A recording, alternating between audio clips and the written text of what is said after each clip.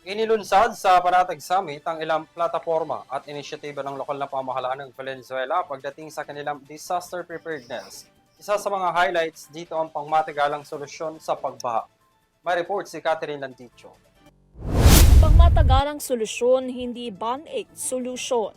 Itong matibay na mensahe ni Mayor Wes Gatchalian sa ginanap na Panatag Valenzuela Flood Control Resilience Initiative Summit, kung saan binigyan diin niya ang kahalagahan ng mga sustainableng hakbang upang tugunan ng suliranin sa pagbaha.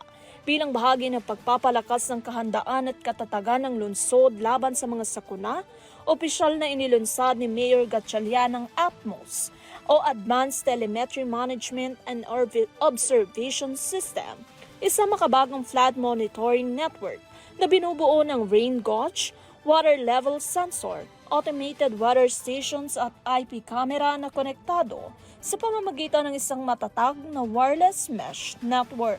Ang summit ay nagsilbing plataporma para ipakita ang multi-layered approach ng pamahalang lungsod sa pagpaplano at pagpapatupad ng mga proyekto kontra baha kasunod ng patuloy na pagtaas ng bilang ng mga bagyo at matitinding pag-ulan. Kabilang sa mga dumalo ang kinatawan mula sa University of the Philippines Resilience Institute, iba't ibang akademikong institusyon, mga pambansang ahensya at mga lider ng komunidad. Pinagsama-sama sa estratehiya ang Valenzuela o ng Valenzuela ang community-based programs at mga proyektong pang-infrastruktura na layuning pataasin ang kakayahan ng lungsod sa disaster risk management at tiyakin ang kaligtasan ng mga residente sa lugar na madalas bahain. Kabilang dito ang real-time monitoring, early warning system, pagpapahusay ng drainage system at tuloy-tuloy na pakikilahok ng komunidad. Binigyan din ng summit ang kasalukuyan at hinaharap na hakbangin upang mapagaan ang epekto ng pagbaha pati na rin ng mga hamon sa disaster governance sa isang lungsod na may mataas na exposure sa mga sakuna.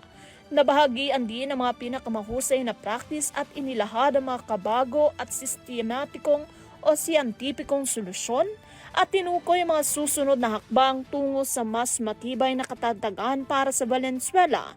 Sa pamumuno ni Mayor Gatchalian, patuloy na pinagtitibay ng lungsod ng Valenzuela ang pangako nito sa isang maagap, siyentipiko at kolektibong pagtugon sa mga hamong dulo ng pagbabago ng mga klima tungo sa isang ligtas at matatag na kinabukasan para sa lahat ng mga residente nito.